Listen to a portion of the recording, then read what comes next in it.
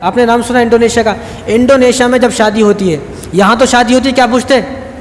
سب کو معلوم ہے جوڑے کی رقم کتنا دیتے، سونا کتنے لے کے آتی، کون سی گاڑی لے کے آتی، کتنے پیسے ملتے، یہ پوچھتے ہیں کون سے وہ بھی اسی نبی کو ماننے والے ہیں، وہ بھی وہی قرآن پڑھنے والے ہیں، وہ بھی انہوں نے بھی وہی کلمہ پڑھا ہے جو ہم نے پڑھا ہے، لیکن ان کی سوچ دیکھیں اور ہماری سوچ دیکھیں۔ فلسطین کے اندر دیکھیں آپ، فلسطین میں کوئی بچے سے بچہ بھی آپ کو ایسا نہیں ملے گا جو حج پر عمرے پہ نہ آیا ہو۔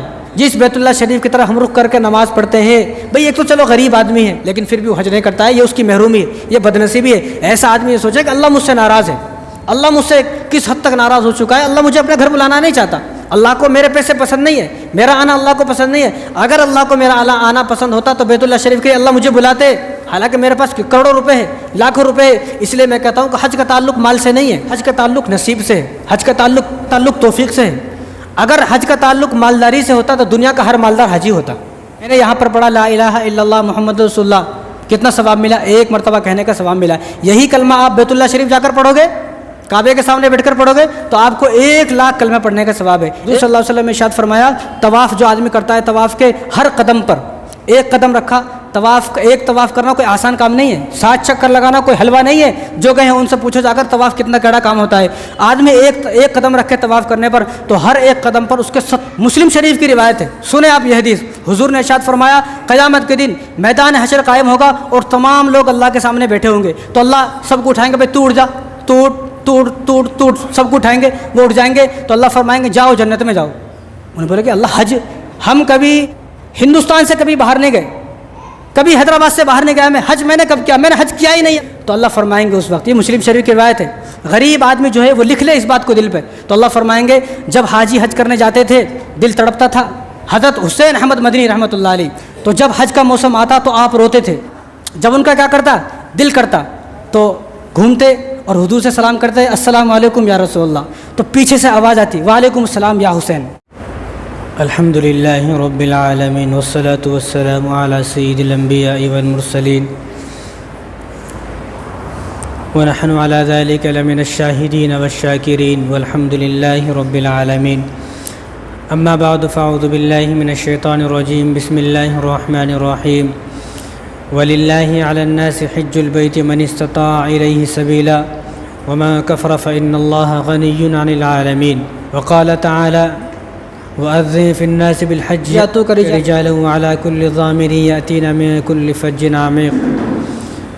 وقال النبي صلى الله عليه وسلم الحج المبرور ليس له جزاء إلا الجنة۔ وقال النبي صلى الله عليه وسلم من حج لله فلم يرفث ولم يفسق رجع كيوم ولدته أمه، أو كما قال عليه الصلاة والسلام۔ اللهم صل على سيدنا محمد وعلى آل سيدنا محمد وبارك وسلم۔ اللهم صل على سيدنا محمد وعلى آل سيدنا محمد وبارك وسلم۔ اللهم صل على سيدنا محمد وعلى آل سيدنا محمد وبارك وسلم۔ میرے محترم دوستو، عزیز ساتھیو، اللہ تبارک و تعالیٰ نے قرآن کریم میں ارشاد فرمایا، الحج اشہر معلومات، جو حج کے مہینے ہیں وہ تمہیں معلوم ہے کہ جب حج کے مہینے آئے تو ان میں حج کیا جائے۔ تو حج کے مہینے کون سے ہیں؟ شوال، ذی قعدہ، ذی الحجہ کے 10 دن۔ شوال کا مہینہ جو عید کے بعد شروع ہوتا ہے، اور اس کے بعد ذی قعدہ کا مہینہ اور ذی الحجہ کے 10 دن، یہ حج کے مہینے ہیں۔ اور ان دنوں میں اگر کسی آدمی کے اوپر حج فرض ہو جائے تو اس کو چاہیے کہ وہ حج کرے۔ اب تو یہ دیکھا جاتا ہے کہ نماز پڑھنے والے بہت ہیں، زکوٰۃ دینے والے بہت ہیں، قربانی کرنے والے بہت ہیں، غریبوں کی مدد کرنے والے بھی بہت ہیں، لیکن حج کرنے والے بہت کم ہو گئے، بہت کم ہیں۔ لیکن اب یہ دیکھا جاتا ہے کہ پورے شہر سے بھی 2-4 آدمی ہوتے ہیں جو حج کرنے جاتے ہیں۔ حالانکہ اگر یہ کہا جائے کہ اس شہر میں کتنے لوگ ہیں جو کروڑپتی ہیں، ان کو انعام دیا جائے گا، ان کو ایوارڈ دیا جائے گا، تو ہزاروں کیا لاکھوں لوگ پورے شہر سے آ جائیں گے کہ میں بھی کروڑپتی ہوں، میں بھی کروڑپتی ہوں۔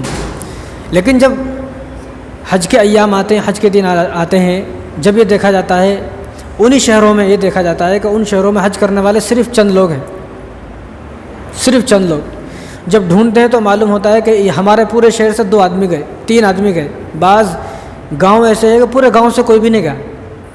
اب یہ حال ہے، کیوں؟ کیونکہ اب پیسے کمانے کا اور پیسے رکھنے کا شوق ہے، حج کرنے کا شوق نہیں ہے۔ اس لیے نماز پڑھنے والے بہت ملیں گے اب، کاروبار کرنے والے بہت ملیں گے، زکوٰۃ ادا کرنے والے بھی مل جائیں گے، ڈھونڈیں گے تو، قربانی کرنے والے بہت ہیں، لیکن حج کرنے والے اب بہت تھوڑے رہ گئے، اتنے تھوڑے کہ ان کو انگلی پہ گنا جا سکتا ہے، اتنے کم رہ گئے حج کرنے والے۔ حالانکہ رسول اللہ صلی اللہ علیہ وسلم نے ارشاد فرمایا کہ بخاری کی روایت ہے، من حج للہ فلم یرفث ولم یفسق رجع کیوم ولدتہ امہ، کہ جو آدمی حج کرے اور حج کے درمیان کوئی گناہ نہ کرے تو وہ آدمی اپنے گناہوں سے اس طرح پاک و صاف ہو جاتا ہے، رجع کیوم ولدتہ امہ، جیسا کہ آج ہی اپنی ماں کے پیٹ سے پیدا ہوا ہے۔ بتاؤ کتنی بڑی بات ہے۔ ہر آدمی کو یہ تمنا ہونے چاہیے کہ میں کوئی ایسا عمل کروں کہ جس سے میرے سارے گناہ معاف ہو جائیں۔ اللہ تعالیٰ نے وہ دے دیا ہے، کسی اور قوم کے اندر ایسا کوئی آفر نہیں ہے، کسی بھی مذہب کے اندر ایسا کوئی آفر ہے ہی نہیں کہ یہ کام کرو آپ کے گناہ معاف ہو جائیں گے۔ اگر ہیں تو وہ سب جھوٹی باتیں، کیسی باتیں سب کو معلوم ہے، لیکن اسلام ایک ایسا مذہب ہے کہ رسول اللہ صلی اللہ علیہ وسلم نے فرمایا کہ جو آدمی حج کرے گا تو اپنے گناہوں سے ایسا پاک ہو جائے گا جیسا کہ آج ہی پیدا ہوا ہے، یعنی جو بچہ پیدا ہوتا ہے اس کے اوپر کوئی گناہ نہیں ہوتا، گناہوں سے بالکل پاک و صاف ہوتا ہے، تو وہ آدمی جو حج کر کے لوٹا اور وہ ایسا گناہوں سے پاک ہو جائے گا جیسا کہ آج ہی پیدا ہوا ہے، کوئی اس کے اوپر گناہ نہیں ہے۔ اس لیے اللہ تبارک و تعالیٰ نے قرآن کریم کے اندر فرمایا وَلِلَّهِ عَلَى النَّاسِ حِجُّ الْبَيْتِ مَنِ اسْتَطَاعَ إِلَيْهِ سَبِيلًا، کہ حج کرنا ہے سب سے پہلے اللہ کے لیے کرنا ہے، حج لوگوں کے لیے نہیں کرنا ہے کہ بھئی حج کرنے حاجی صاحب جا رہے ہیں، کیونکہ حج ایک ایسی چیز ہے، آپ نماز پڑھو ساری زندگی، کوئی آپ کو نمازی نہیں بولے گا، آپ ساری زندگی زکوٰۃ دی، آپ کو کوئی زکاتی نہیں بولے گا، آپ ساری زندگی قربانی دی ہے لیکن آپ کو کوئی قربانی والا نہیں بولے گا، لیکن اگر حج ایک ایسی چیز ہے کہ آدمی حج کرتا ہے تو اس کے نام کے ساتھ حاجی لگ جاتا ہے، الحاج اس کو بولا جاتا ہے، حاجی جی، حاجی صاحب بولا جاتا ہے، تو یہ لفظ کے جڑ جانے کی وجہ سے کہیں تکبر پیدا نہ ہو جائے، تو اس لیے اللہ نے فرمایا کہ وَلِلَّهِ، حج کرنا ہے اللہ کے لیے، انسانوں کے لیے نہیں۔ حج جس نے انسانوں کے لیے کیا ہے وہ جائے اور اعلان کرے کہ میں بھی حاجی ہوں، میرے کو حاجی بولا جائے، لیکن جس آدمی نے اللہ کے لیے حج کیا ہے تو اس آدمی کو اجازت نہیں ہے کہ وہ لوگوں سے بولتا پھرے میں کہ میرے نام کے ساتھ حاجی لگاؤ۔ چند دن پہلے ایک صاحب حج کے لیے گئے تھے، اب وہ حج کے بعد آ گئے تو ایک صاحب نے ان کو نام سے پکار دیا، انہیں غصے میں آ گئے، ارے تمہیں کو معلوم نہیں میں حج کر کے آیا ہوں، میرے کو حاجی صاحب بلاؤ۔ تو پھر ان صاحب نے بولا کہ میں بھی 50 سال سے 60 سال سے نماز پڑھ رہا ہوں، میرے کو نمازی صاحب بلاؤ، پھر میرے نام کے آگے بھی نمازی صاحب لگائے جائے، میں بھی جو ہے سالوں سے قربانی دے رہا ہوں، میرے نام کے آگے بھی قربانی والا لگایا جائے، پہلے قربانی کہا جائے پھر میرا نام جوڑا جائے، میں بھی جو ہے ایک زمانے سے جو ہے اچھے کام کر رہا ہوں، روزے رکھ رہا ہوں۔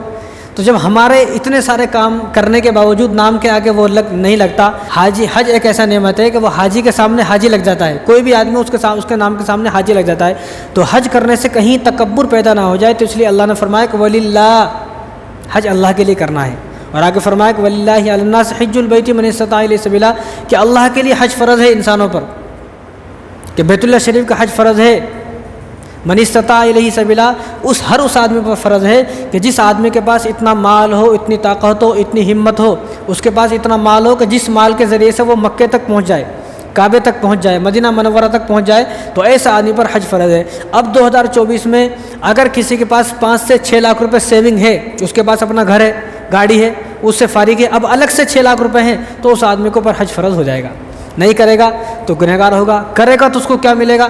ابھی بہت سارے انعامات آپ کے سامنے آئیں گے۔ تو یہ جو 2 مہینے ہیں، شوال کا مہینہ، ذی القعدہ کا مہینہ، ذی الحجہ کا مہینہ، یہ حج کا مہینہ ہے۔ ان مہینوں سے پہلے اگر کوئی آدمی حج کا احرام باندھے گا تو نہیں باندھ سکتا، حج کا احرام انہی مہینے میں باندھنا ہے۔ اور 2 عبادتیں ایسی ہیں کہ وہ دوسرے دنوں میں نہیں ہوتی، صرف انہی دنوں میں ہوتی ہیں، ایک حج، ایک قربانی۔ آدمی نماز جب چاہے پڑھ لے، زکوٰۃ جب چاہے دیتے، جب آدمی کو پر زکوٰۃ فرض ہوا ہے جب چاہے رکھ لے، روزے آدمی کبھی بھی رکھ لے، اب روزہ رکھ لے، کل روزہ رکھ لے، رمضان کے روزے تو ہے ہی، اس کے علاوہ بھی آدمی روزہ رکھ سکتا ہے۔ ایسا نہیں حج ہے وہ بڑا حج ہے، چھوٹا حج بھی یہاں کر لے سکتا میں، ایسا نہیں ہے۔ حج انہی دنوں میں ہوگا، قربانی بھی انہی دنوں میں ہوگی۔ یہ 2 عبادتیں ایسی ہیں دوسرے کسی دن میں نہیں ہو سکتی، صرف انہی دنوں میں ہوں گی عبادت۔ عبادت کے 3 طریقے ہیں۔ کتنے طریقے؟ عبادت کے 3 طریقے ہیں۔ پہلا طریقہ جو عبادت کا ہے، ایک عبادت ایسی ہوتی ہے وہ بدنی عبادت ہوتی ہے، جیسا کہ روزہ ہے، یہ بدنی عبادت ہے۔ کبھی روزہ آدمی کے اندر طاقت ہمت ہوگی تو روزہ رکھ سکتا ہے، ہمت ہی نہیں تو کیسے روزہ رکھے گا؟ بیمار آدمی کیسے روزہ رکھے گا؟ یہ عبادت کا پہلا طریقہ ہے۔ اور دوسری عبادت ہے وہ مالی عبادت ہے، جیسا کہ زکوٰۃ ہے، فطرہ ہے، قربانی ہے، یہ مالی عبادت ہے۔ مال ہوگا تو آدمی زکوٰۃ دے گا، مال ہوگا تو قربانی کرے گا۔ اور تیسری جو عبادت ہے وہ وقتی عبادت ہے۔ وقتی عبادت بولے تو وقت ہے تو نماز پڑھے گا، وقت ہے تو قرآن پڑھے گا، وقت ہے تو ذکر کرے گا، وقت ہے تو تسبیح پڑھے گا۔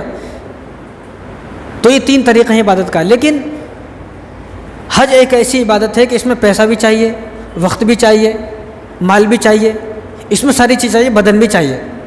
اس میں ساری چیز، پیسہ بھی چاہیے، بدن بھی چاہیے، طاقت بھی چاہیے، ہمت بھی چاہیے، قوت بھی چاہیے، سب چیز چاہیے اس کے اندر. یہ ایسی عبادت ہے. تو اسلام کی بنیاد 5 چیزوں پر ہے. ان 5 چیزوں میں سے ایک حج بھی آتا ہے. کم سے کم میں کہتا ہوں کہ آدمی ان 5 بنیادوں پر عمل کر لے، بس یہ بہت بڑی بات ہے. جنت کا ٹکٹ اس کو مل گیا جو ان 5 بنیادوں پر بھی عمل کر لے گا. لیکن ہمارا آج کل مسئلہ کیا ہے، جو اسلام کی 5 بنیادیں ہیں، ان 5 بنیادوں پر بھی ہم سے عمل نہیں ہو رہا ہے. حضرت ابراہیم علیہ السلام نے بیت اللہ شریف کو تعمیر فرمایا. یعنی بیت اللہ شریف کو تعمیر تو فرمایا فرشتوں نے. حضرت آدم علیہ السلام کے آنے سے پہلے ہی بیت اللہ کو کس نے تعمیر فرمایا؟ فرشتوں نے تعمیر فرمایا. اس کے بعد نوح علیہ السلام آئے تو نوح علیہ السلام کے زمانے میں پانی کا طوفان آیا. پانی کا طوفان آنے کی وجہ سے اللہ تبارک و تعالیٰ نے بیت اللہ شریف کو آسمانوں پر اٹھا لیا. تو حضرت ابراہیم علیہ السلام کے آنے کے بعد حضرت ابراہیم علیہ السلام کو اللہ نے حکم دیا کہ آپ کعبے کو تعمیر فرمائیں. تو انہوں نے کعبے کو تعمیر فرمایا. کعبہ تعمیر فرمانے کے بعد انہوں نے کافی دعائیں کی. وَإِذْ يَرْفَعُ إِبْرَاهِيمُ الْقَوَاعِدَ مِنَ الْبَيْتِ وَإِسْمَاعِيلُ رَبَّنَا تَقَبَّلْ مِنَّا إِنَّكَ أَنْتَ السَّمِيعُ الْعَلِيمُ. بہت ساری دعائیں ہیں، انہوں نے جو دعائیں کی. تو کعبہ تعمیر فرمانے کے بعد اللہ تبارک و تعالیٰ نے ان کو حکم دیا کہ آپ اعلان کریں گے تو لوگ یہاں پر حج کرنے آئیں گے. وہ حیران ہو گئے، میں کس طرح اعلان کروں؟ یہاں پر کالے پہاڑ ہیں، جنگل ہے، ایک بچہ نہیں ہے، میں اور میرا بیٹا اسماعیل ہے، ہم دونوں کے علاوہ کوئی ہے ہی نہیں. میں کیسے اعلان کروں گا؟ میں اعلان کروں تو کیا میری آواز پہنچے گی؟ تو اللہ تبارک و تعالیٰ نے ان سے فرمایا کہ آپ اعلان کریں. آپ کا کام صرف اعلان کرنے کا ہے. آپ کی آواز دنیا میں جتنے بھی مسلمان ہیں ان کے کانوں تک پہنچانا ہماری ذمہ داری ہے.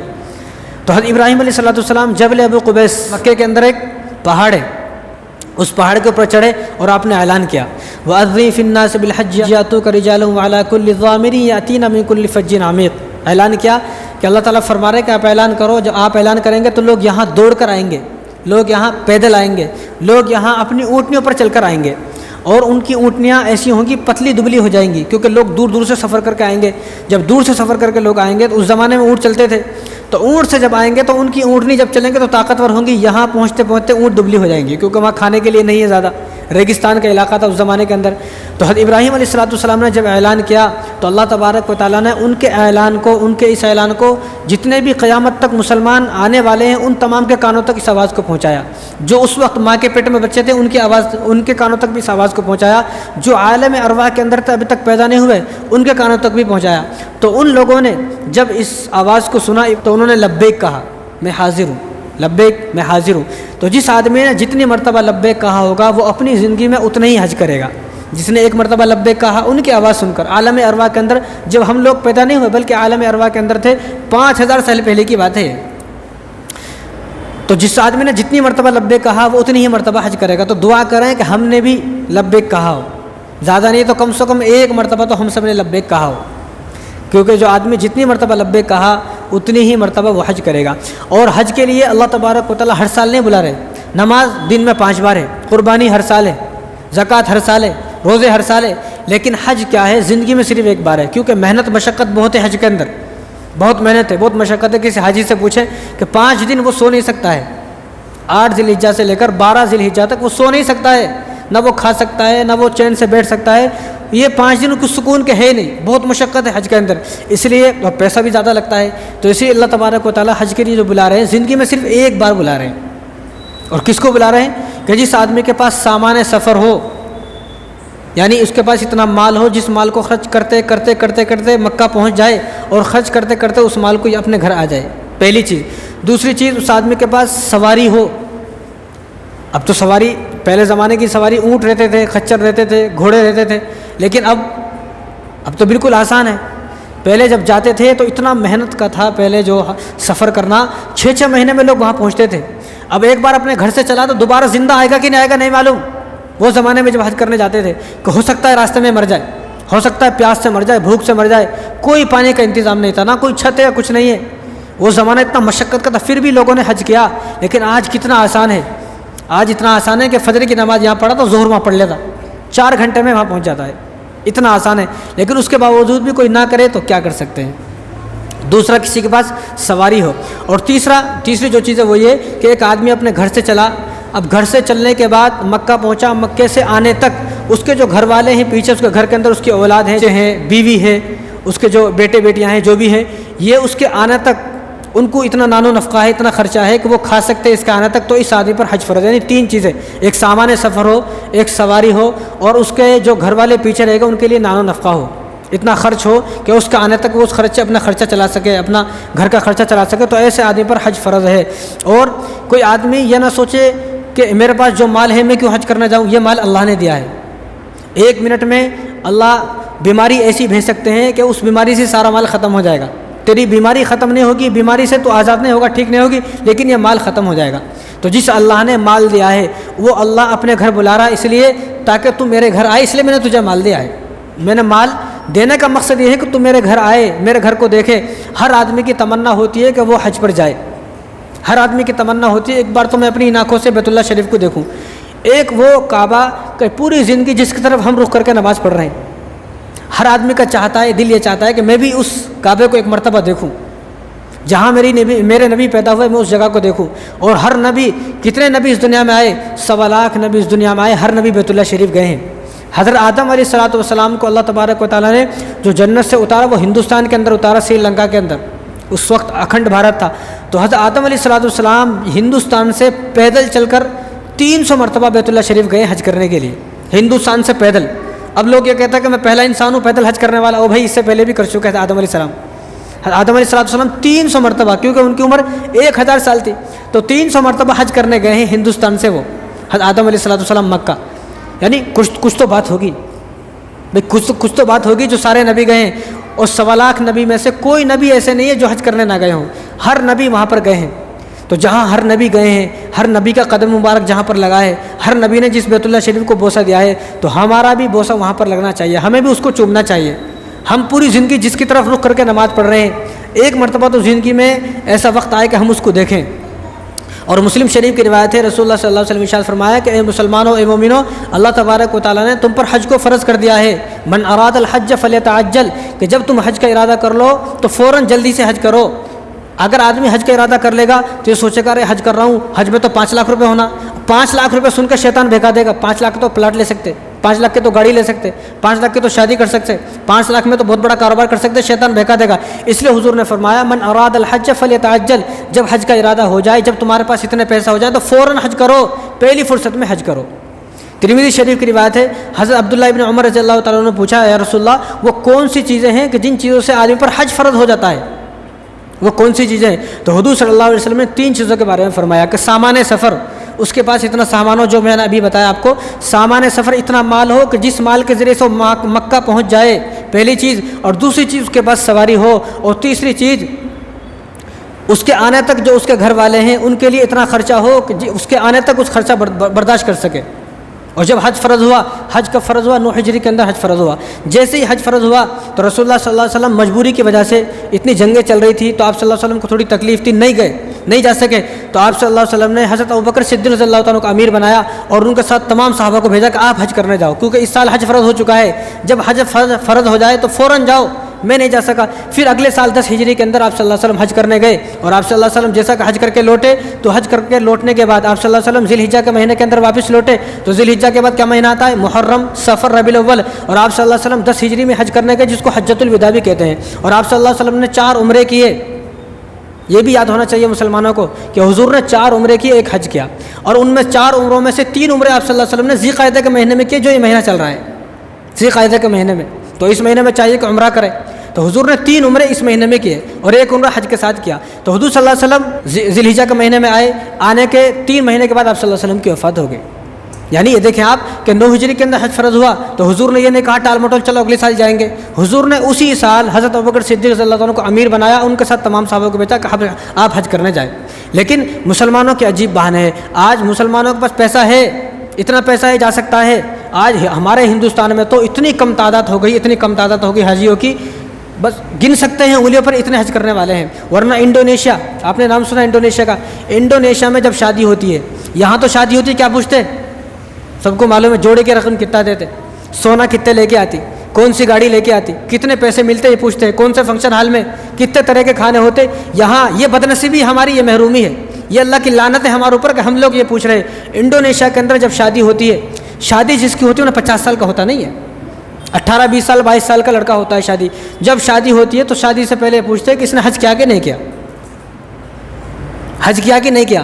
اگر حج نہیں کیا تو شادی جب کریں گے ہم کہ شادی کے جس سال شادی ہوگی اسی سال ہماری بیٹی کو بھی حج کرانے لے جائے گا، خود بھی حج کرے گا، کیونکہ ان کا کہنا ہے، ان کا ماننا یہ ہے کہ جب تک آدمی حج کرے گا نہیں جب تک سدھرے گا نہیں۔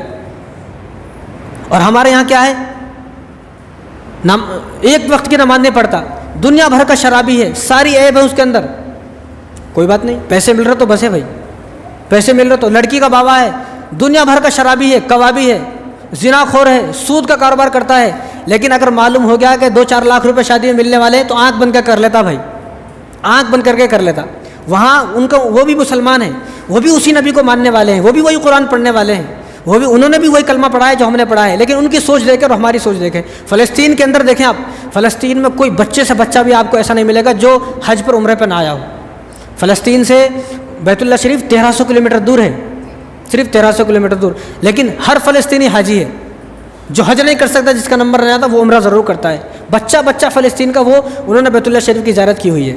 ان کی محبت ایک ہماری محبت ہے، ہماری محبت کیا، پیسے آ گئے پلاٹ لوں گا بھائی، پھر پیسے آ گئے اور پلاٹ لوں گا، بڑے بیٹے کے لیے، چھوٹے بیٹے کے لیے، بیٹیوں کے لیے گھر بناؤں گا، بلڈنگ بناؤں گا، کار لوں گا، یہ لوں گا وہ لوں گا، سب کچھ لے لیا، پھر سب کچھ کر لیا، لے لیا، پھر پوتوں پہ آگے، پوتوں کی شادی کروں گا، پوتریوں کی شادی کروں گا، نواسوں کی شادی کروں گا۔ حج کب کرتا، بڑھاپے میں کروں گا حج، بڑھاپا آئے تک مر جاتا ہی نہیں، کس کو معلوم بڑھاپے تک زندہ رہتا، کسی کو معلوم ہے؟ اللہ تعالیٰ نے کسی کو لکھ کے دیا ہے تیری موت 2050 میں آئے گی، 2060 میں آئے گی، نوجوان بھی جا رہے ہیں اس دنیا سے، لیکن ہماری آنکھوں پر ایسا پردہ پڑ گیا ہے کہ ہمیں شوق نہیں ہے جس بیت اللہ شریف کی طرف ہم رخ کر کے نماز پڑھتے ہیں۔ بھئی ایک تو چلو غریب آدمی ہے، مجبور ہے چلو، لیکن ایک آدمی کے پاس پیسہ ہے، ہمت ہے، طاقت ہے، مال ہے، دولت، لیکن پھر بھی وہ حج نہیں کرتا ہے، یہ اس کی محرومی ہے، یہ بدنصیبی ہے۔ ایسا آدمی یہ سوچے کہ اللہ مجھ سے ناراض ہے، اللہ مجھ سے کس حد تک ناراض ہو چکا ہے، اللہ مجھے اپنے گھر بلانا نہیں چاہتا، اللہ کو میرے پیسے پسند نہیں ہے، میرا آنا اللہ کو پسند نہیں ہے۔ اگر اللہ کو میرا آنا پسند ہوتا تو بیت اللہ شریف کے لیے اللہ مجھے بلاتے،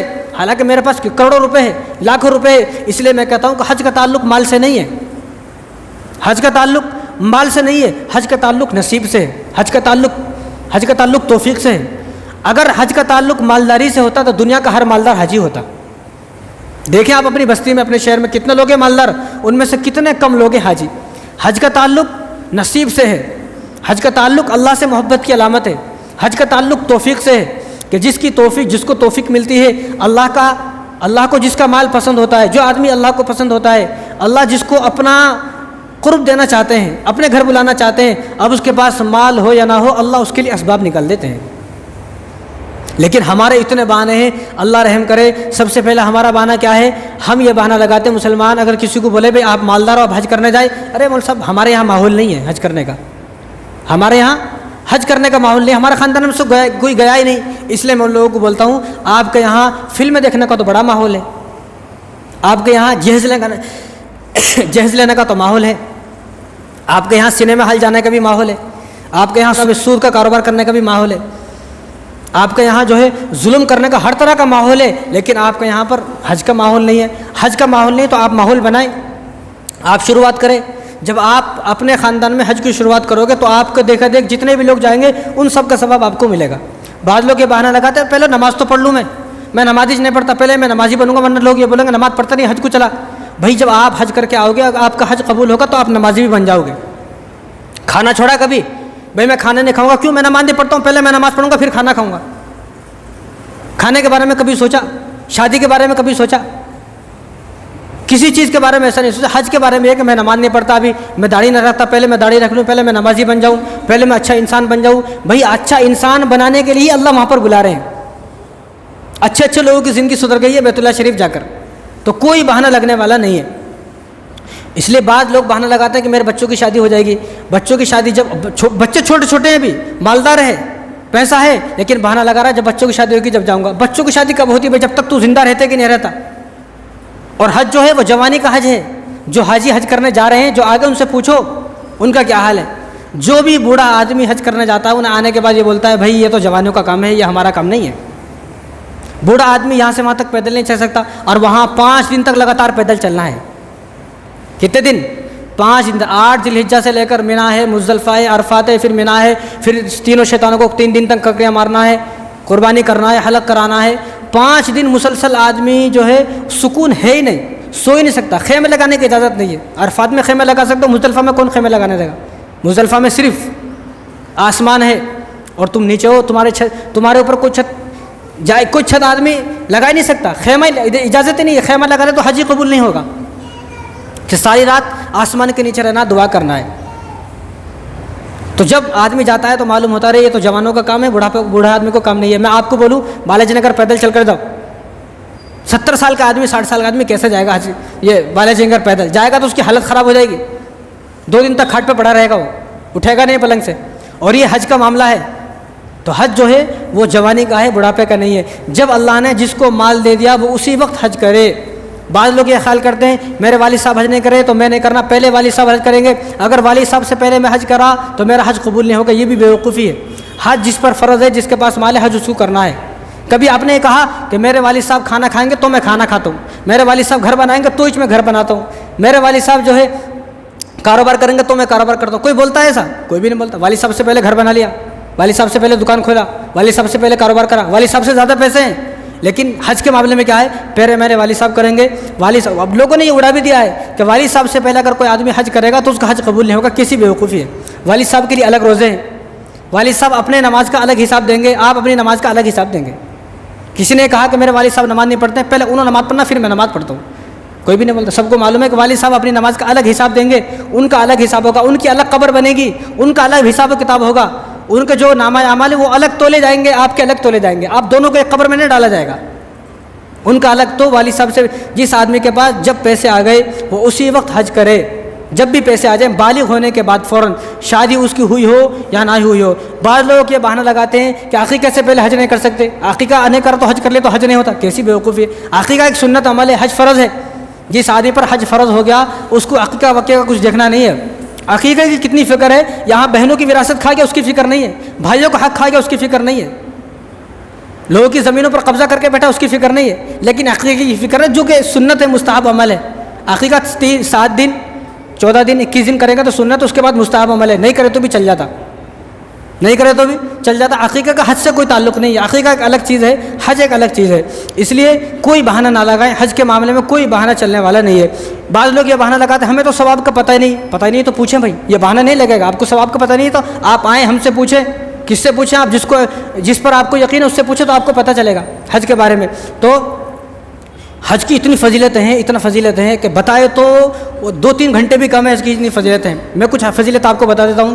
ابن ماجہ کی روایت ہے، رسول اللہ صلی اللہ علیہ وسلم ارشاد فرمایا کہ جب حاجی احرام باندھتا ہے، حاجی جب حج شروع کرتا ہے تو احرام باندھے گا، بنا احرام کے حج نہیں ہوتا ہے، سب کو معلوم ہے۔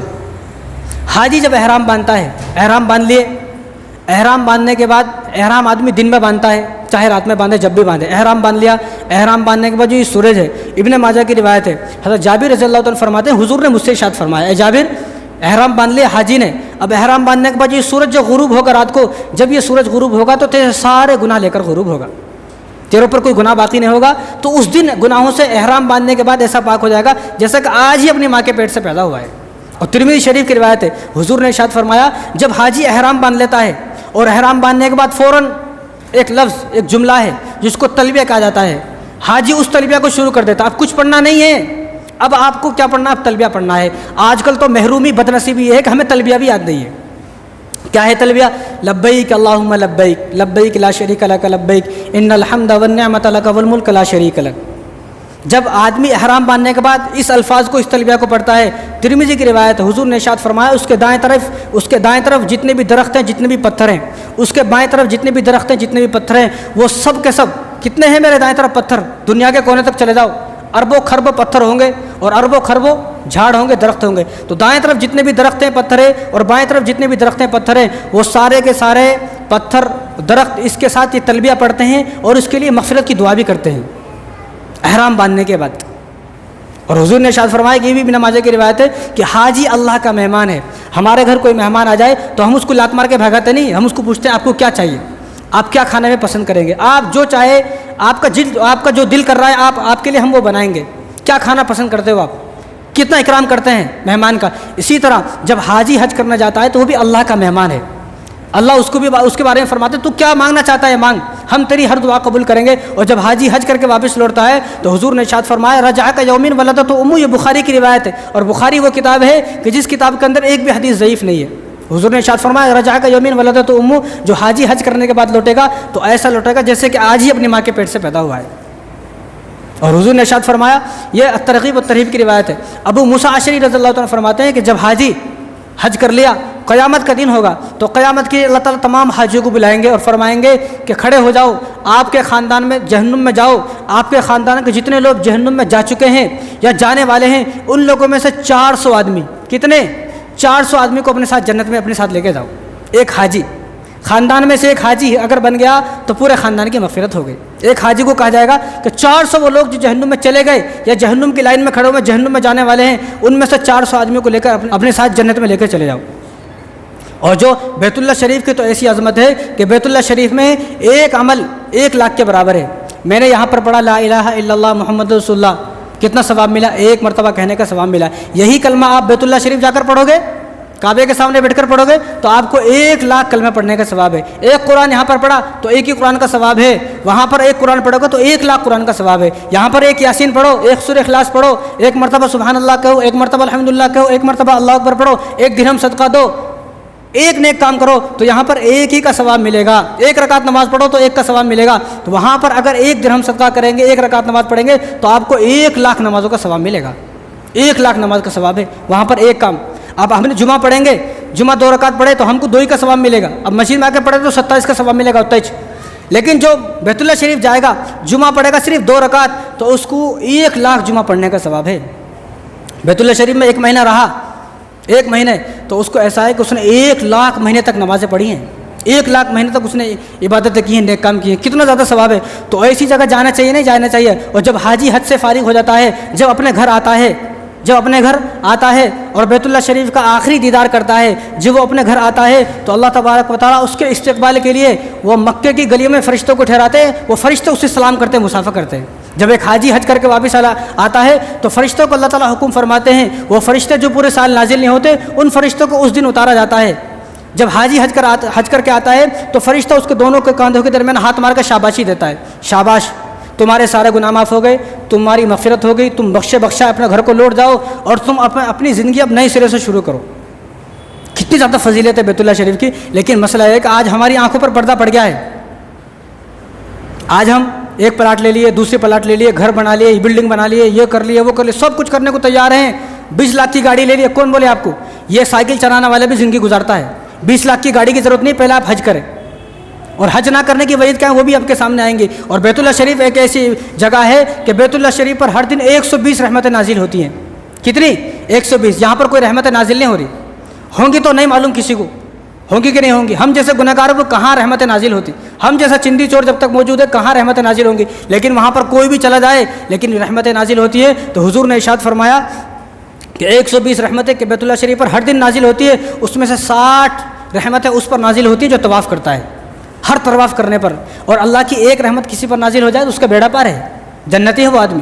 اور 40 رحمتیں اس پر نازل ہوتی ہیں جو بیت اللہ شریف کے سامنے بیٹھ کر نماز پڑھ رہا ہے، اور 20 رحمتیں صرف اس پر نازل ہوتی ہیں، ساری صرف بیت اللہ کو دیکھ رہا ہے، کچھ کر رہا نہیں، صرف بیت اللہ کو دیکھ رہا ہے، خالی دیکھ رہا ہے بس، اس پر بھی 20 رحمتیں نازل ہوتی ہے۔ یہاں 1 رحمت اگر کسی کو نازل کرانا ہے تو پتہ نہیں نہ جانے کتنے کام کرنے پڑتے ہیں، اور وہاں پر خالی دیکھ رہا ہے، خالی دیکھنے کے باوجود بھی بیت اللہ شریف پر تو 20 رحمت اس پر نازل ہو رہی ہے۔ اور ترغیب کی روایت ہے، حضور صلی اللہ علیہ وسلم نے ارشاد فرمایا، طواف جو آدمی کرتا ہے، طواف کے ہر قدم پر 1 قدم رکھا، ایک طواف کرنا کوئی آسان کام نہیں ہے، 7 چکر لگانا کوئی حلوہ نہیں ہے، جو گئے ہیں ان سے پوچھو جا کر طواف کتنا کڑا کام ہوتا ہے۔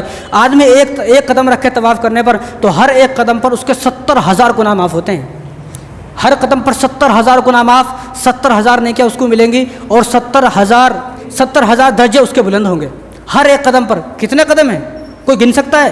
گن نہیں سکتا، 7 چکروں کے اتنے قدم ہوتے ہیں۔ اور حضور نے ارشاد فرمایا، یہ طواف کرنے کے بعد کوئی آدمی مقام ابراہیم پر 2 رکعت نماز پڑھے، طواف کرنے کے بعد مقام ابراہیم پر نماز پڑھنا پڑتا ہے، تو جو آدمی طواف کرنے کے بعد مقام ابراہیم پر 2 رکعت نفل نماز پڑھے تو اس کو اسماعیل علیہ السلام کی اولاد میں سے 4 غلام آزاد کرنے کا ثواب ہے 2 رکعت پڑھنے پر۔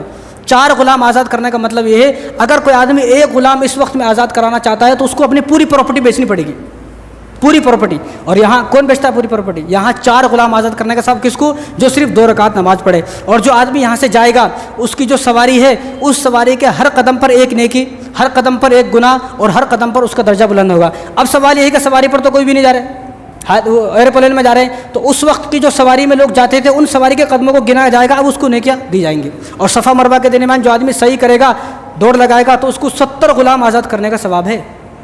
اور طواف کے ہر قدم پر ایک قدم رکھا تو ایک قدم رکھنے پر 500 سال جہنم سے دور ہو جاتا ہے. کتنے قدم ہوں گے؟ ہزاروں قدم ہوتے ہیں 7 چکر لگانے پر، ایک نہیں، جتنے زیادہ طواف کرے گا ہر قدم پر 500 سال دور، 500 سال دور. اور جو آدمی وقوف عرفہ کرے، عرفے کا دن جو 9 ذی الحجہ کا دن ہوتا ہے، حضور نے ارشاد فرمایا جو عرفے کا 9 ذی الحجہ کے دن، عرفے کے دن اللہ تبارک و تعالیٰ جو وہاں پر موجود ہوتا ہے سب کی مغفرت فرما دیتے ہیں. اور حضور نے ارشاد فرمایا، ترغیب کی روایت ہے، جو آدمی عرفے کے دن بھی یہ کہے میں گنہگار ہوں، میری بخشش نہ ہوئی، وہ حقیقت میں گنہگار ہے، کیونکہ اس کی مغفرت ہو گئی ہے. میں گارنٹی لے رہا ہوں، یہ حضور گارنٹی لے رہے ہیں، یہ ہماری گارنٹی نہیں ہے، ہم جیسے چندو چوروں کی گارنٹی نہیں ہے، نالائقوں کی، ہم جیسے نالائق. حضور نے فرمایا کہ جو آدمی عرفے کے دن بھی یہ بولے میری مغفرت نہ ہوئی، وہ گنہگار ہے، کیونکہ اس کی مغفرت ہو چکی ہے اور اس بات پر اس کو یقین بھی کرنا ہے.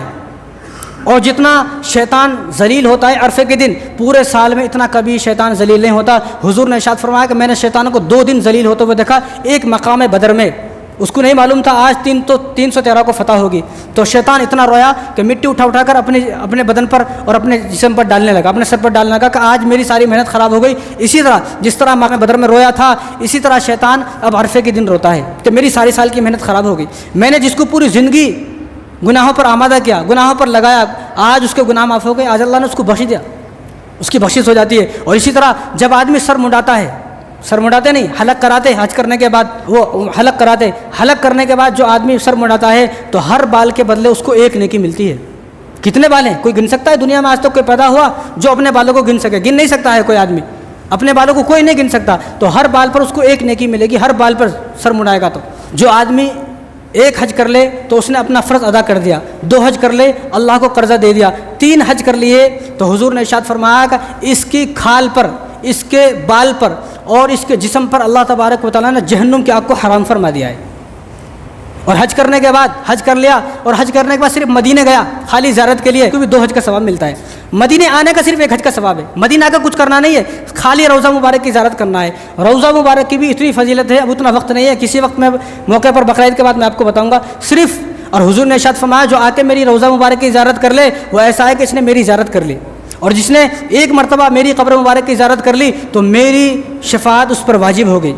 ابن خزیمہ کی روایت ہے، جو میری روضہ مبارک کی زیارت کر لے گا میری شفاعت اس پر واجب ہو گئی. اور حضور نے ارشاد فرمایا، یہ طبرانی شریف کی روایت ہے، کہ جس آدمی نے مدینے کے اندر صرف 40 نمازیں پڑھ لی، اس لیے حاجی کو اور عمرہ کرنے والے کو 8 سے 10 دن مدینے میں چھوڑا جاتا ہے تاکہ وہ 40 نمازیں ادا کر لے.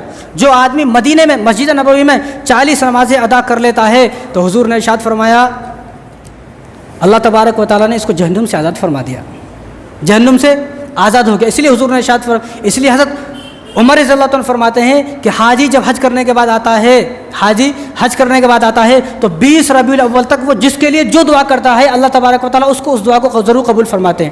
20 ربیع الاول تک آئے گا، کب؟ ذی الحجہ کا مہینے میں، محرم، صفر، ربیع الاول، 4 مہینے تک اس کی دعا قبول ہوتی ہے.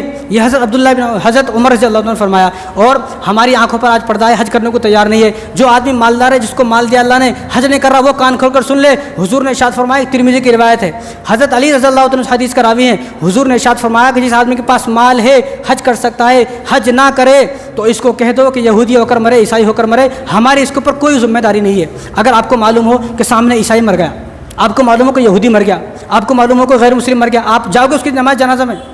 شمشان گھاٹ جاؤ گے؟ کوئی بھی نہیں جائے گا. کیوں؟ ہمارا تعلق نہیں ہے اس سے. اسی لیے اسی طرح حضور نے فرمایا کہ جس آدمی پر حج فرض ہے، حج فرض ہے، مال ہے، حج نہیں کرتا تو یہ آدمی چاہے یہودی ہو کر مرے، چاہے عیسائی ہو کر مرے، ہماری اس کے اوپر کوئی ذمہ داری نہیں ہے. کیا آپ یہ چاہتے ہو؟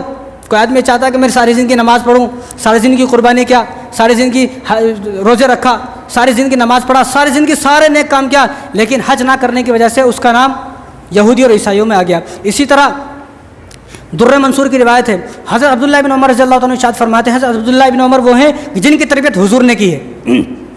کس نے کی ہے؟ جن کی تربیت حضور نے کی ہے. انہوں نے ارشاد فرمایا جو حج نہ کرے، حج فرض تھا، پیسے تھے، کتنے پیسے؟ 6 لاکھ روپے۔ اب 2024 کے اندر کسی آدمی کے پاس 6 لاکھ روپے ہیں تو اس آدمی پر حج فرض ہے، اور اس نے گھر بنا لیا، گھر سے فارغ ہے، شادی سے فارغ ہے، اب 6 لاکھ روپے اس کے اکاؤنٹ میں ہے۔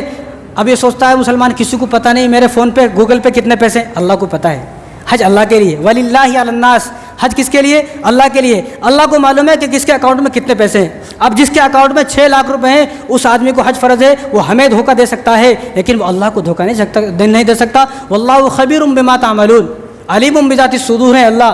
ہمارے دلوں کے اندر جو چھپی ہوئی بات ہے، ہم نے وہ بات ہماری زبان پر آئی نہیں ہے، ہم نے اس بات کو کسی کو بتایا نہیں ہے، اللہ اس سے بھی واقف ہے، اللہ اس کو بھی جانتے ہیں۔ تو حضرت عبداللہ بن عمر رضی اللہ عنہ نے ارشاد فرمایا جس آدمی پر حج فرض ہے حج نہ کرے اور وہ مر گیا، قیامت کے دن اس کی پیشانی پر کافر لکھا ہوگا۔ کیا لکھا ہوگا؟ کافر لکھا ہوگا۔ یہ وہ آدمی ساری زندگی نماز پڑھا، ساری زندگی کو قربانی کرا، ساری زندگی روزہ رکھا لیکن حج نہیں کرا، تو کیا فرمایا عبداللہ بن عمر نے کہ قیامت کے دن کافر لکھا ہوگا۔ وہ چھپائے گا، اس طرح چھپائے گا لیکن اس کی روشنی اتنی تیز ہوگی کہ وہ چھپانے سے بھی نہیں چھپے گی، لوگ دور سے پہچان لیں گے یہ وہ ظالم ہے کہ جس ظالم کے پاس پیسے تو تھے لیکن حج نہیں کرا ہے۔ اور عمر رضی اللہ تعالیٰ عنہ جو ان کے والد صاحب ہے، حضرت عمر رضی اللہ تعالیٰ عنہ نے ارشاد فرمایا کہ جو آدمی حج فرض تھا حج نہ کرے تو قسم کھا کر کہہ دو یہ کہ یہودی ہو کر مرا۔ قسم کھا کر، کیا فرمایا؟ قسم کھا کر کہہ دو کہ یہودی ہو کر مرا۔ اتنی سخت وعید ہے۔ کون یہ چاہتا ہے کہ ساری زندگی میں نماز پڑھا، قیامت کے دن میری پیشانی پر کافر لکھا ہو، قیامت کے دن میں عیسائیوں کے ساتھ ہوں؟ ہمارے یہاں پر تو ایک بڑی تعداد ہے جو حج نہیں کرتے۔ امام اعظم ابو حنیفہ رحمۃ اللہ علیہ ان لوگوں کا نماز جنازہ نہیں پڑھاتے تھے جو آدمی حج نہ کرے، حج فرض ہے حج نہیں کیا، فرماتے تھے کہ میں اس کا نماز جنازہ نہیں پڑھاؤں گا، آپ ان کا نماز جنازہ پڑھ لیں۔ تو میں کہتا ہوں کہ مالدار آدمی نے بھی انکار کیا، غریب آدمی نے بھی انکار کیا۔ کس طرح؟ حج کرنے سے۔ مالدار آدمی انکار اس طرح کر رہا ہے، مال ہے کوشش نہیں کر رہا، کوشش نہیں کرتا، مال ہے کوشش نہیں کرے گا تو پھر چاہے یہودی ہو کر مرے چاہے عیسائی ہو کر مرے۔ اور غریب آدمی جو انکار کر رہا ہے وہ اس طرح کر رہا ہے کہ وہ دعا نہیں کرتا، غریب آدمی دعا ہی نہیں کر رہا حج کرنے کی۔ مسلم شریف کی روایت ہے، سنیں آپ یہ حدیث، حضور نے ارشاد فرمایا قیامت کے دن میدان حشر قائم ہوگا اور تمام لوگ اللہ کے سامنے بیٹھے ہوں گے تو اللہ سب کو اٹھائیں گے، بھائی تو اٹھ جا، ٹوٹ سب کو اٹھائیں گے، وہ اٹھ جائیں گے تو اللہ فرمائیں گے جاؤ جنت میں جاؤ۔ وہ کہیں گے اللہ ہم جنت میں کیوں؟ کیا وجہ ہے؟ کیونکہ جو آدمی جنت میں جائے گا اس کو پتہ ہوگا کہ میں کس عمل کی بنا پر جنت میں جا رہا ہوں۔ آپ نے بھی ہزاروں واقعات پڑھے ہیں، وہ آدمی جنت میں گئے تو کسی نے خواب میں پوچھا آپ جنت میں کیوں گئے، تو انہوں نے بتایا کہ میں اپنے اس عمل کی وجہ سے جنت میں گیا۔ تو ایسے ہی وہ پوچھیں گے اللہ سے یا اللہ ہم جنت میں تو جا رہے ہیں لیکن آپ یہ بتائیں ہم کس عمل کی بنا پر جنت میں جا رہے ہیں؟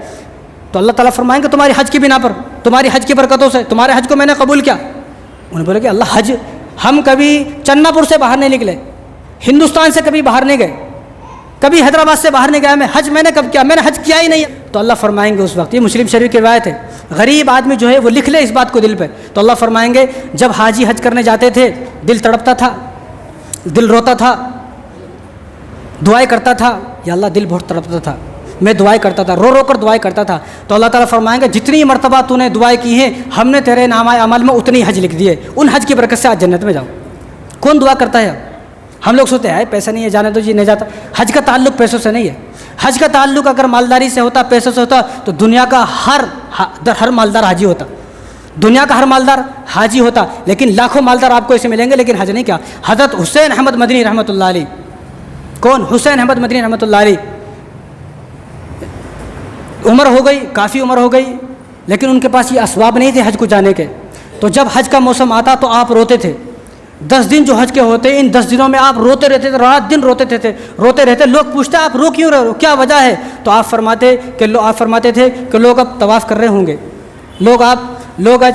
آج لوگ عرفے میں ہوں گے، آج مینا میں ہوں گے، آج مزدلفہ میں ہوں گے، اب لوگ حلق کرا رہے ہوں گے، اب لوگ قربانی کر رہے ہوں گے، اب حجر اسود کا بوسہ لے رہے ہوں گے، اب کنکری مار رہے ہوں گے، اب شیطان کو مار رہے ہوں گے، اب یہ کر رہے ہوں گے وہ کر رہے ہوں گے، ایسا بولتے رہتے، ایسا بتاتے وہ کہ میں وہ ان کو سوچ کر رو رہا ہوں کہ میرے پاس بھی اتنے وسائل ہوتے، میرے پاس بھی اتنا مال ہوتا، اللہ میرے نصیب میں بھی حج لکھ دیتا، میں بھی حج کرنے جاتا۔ تو اللہ کو ان کا رونا اتنا پسند آیا، اللہ نے ایسے وسائل بنائے کہ 18 سال تک، کتنے؟ 18 سال، 8 سال نہیں، 8 دن نہیں، 18 سال تک انہوں نے روضہ مبارک کے پاس بیٹھ کر حدیث پڑھاتے تھے، بخاری شریف کا درس دیتے تھے، کہاں؟ روضہ مبارک کے پاس بیٹھ کر۔ جب ان کا کیا کرتا دل کرتا تو گھومتے اور حضور سے سلام کرتے، السلام علیکم یا رسول اللہ، تو پیچھے سے آواز آتی وعلیکم السلام یا حسین، آواز آتی۔ ان کے رونے کی بدولت اللہ نے یہ اسباب بنائے کہ 18 سال تک وہ مسجد نبوی میں درس دیتے رہے. خواجہ عبد الملک یہ اس وقت دور کے بزرگ ہیں کہ جب دیش آزاد ہوا, 70-80 سال پہلے کے بزرگ ہیں. خواجہ عبد الملک بھی جب حج کے ایام آتے روتے رہتے تھے. آپ روتے رہتے, اتنا روتے یہی سوچ کر بولتے رہتے تھے میرا حج کرنے کا دل کر رہا ہے, کیسے جاؤں. ایک دن خواب میں کون آ گئے؟ ایک دن خواب میں حضور آ گئے. کون آئے خواب میں؟ حضور آئے. تو فرمایا خواجہ عبد الملک تم کیوں رو رہے ہو, کیا وجہ ہے؟ تو فرمایا کہ رسول اللہ بہت دل کرتا ہے آپ سے ملنے کا, بہت دل کرتا ہے میں روضہ مبارک کی زیارت کروں, بہت دل کرتا ہے بیت اللہ شریف کی زیارت کروں, لیکن کیا کروں, وسائل نہیں ہے. تو حضور نے خواب میں فرمایا کوئی بات نہیں, آپ فکر مت کرو, آج میں اللہ کو بول دوں گا. کیا کہا؟ آج میں اللہ کو بول دوں گا. ان کا رونا اللہ کو اتنا پسند آیا, حضور کو اتنا پسند آیا, خواب میں کر حضور نے بولا آج میں اللہ کو بول دوں گا. پھر ایسے وسائل پیدا ہوئے, اللہ نے ان کی رونے کی بدولت, ان کی دعاؤں کی بدولت ایسے وسائل نکالے کہ وہ اس کے بعد 27 سال زندہ رہے. اس خواب کے بعد کتنے سال؟ 27 سال زندہ رہے. اپنے ان 27 سالوں میں ہر سال حج کرنے جاتے تھے. حج کا تعلق پیسوں سے نہیں ہے, حج کا تعلق طرف سے ہے, حج کا تعلق شوق سے ہے, حج کا تعلق محبت سے, حج کا تعلق الفت سے ہے. حج کا تعلق ایسا تعلق ہونا چاہیے کہ وہ اللہ کے, جس اللہ نے اپنا گھر اپنے نبی کے ہاتھ سے تعمیر فرمایا, کہ میری قسمت میں نہیں ہے میں اس کا دیدار کروں. پیسہ ہے تو جائے, غریب آدمی دعا کرے, جتنی زیادہ دعا کرے گا نامہ اعمال میں اس کے اتنے ہی حج لکھ دیے جائیں گے. کریں گے نا دعا انشاءاللہ؟ اللہ تعالیٰ آپ سب کو بھی حج کرائے. اگر حج ہمارے نصیب میں نہیں ہے تو اللہ تعالیٰ ہم سب کو عمرے کرائے. اور جتنے لوگ حاجی حج کرنے گئے ہوئے ہیں اللہ تبارک و تعالیٰ ان سب کے حج کو قبول فرمائے. اللہ تعالیٰ ہم سب کو عمل کرنے کی توفیق عطا فرمائے. وما علینا الا البلاغ.